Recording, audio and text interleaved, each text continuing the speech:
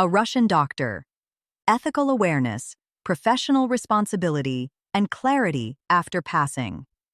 The testimony of the spirit identified as a Russian doctor, presented in the second part of Heaven and Hell, offers a profound reflection on the moral responsibility associated with technical and scientific knowledge. His account shows that spiritual life does not only evaluate generic intentions, but carefully considers how knowledge has been used and what impacts it has produced on others.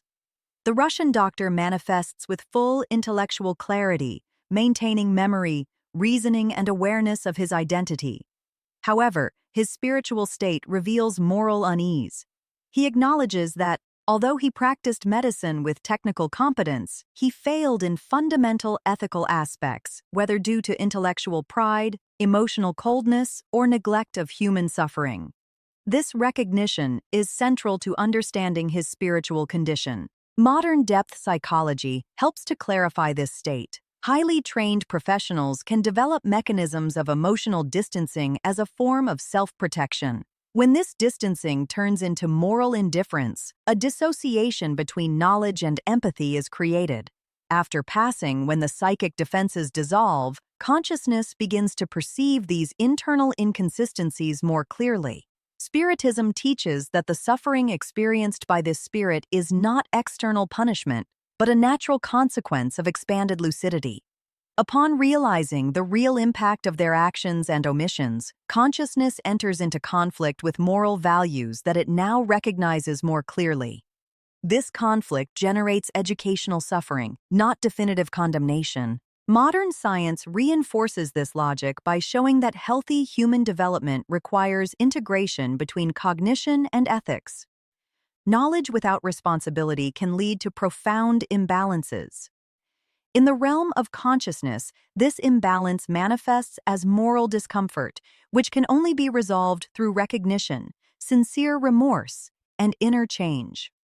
Another important point of the testimony is the absence of revolt.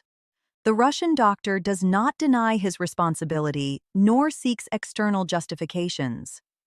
He understands that his current condition is a direct result of his choices and how he exercised his knowledge. This lucid acceptance is the first step toward spiritual progress. Spiritism shows through this account that the greater the knowledge, the greater the responsibility. Spiritual life does not demand immediate perfection, but coherence between what is known and what is done.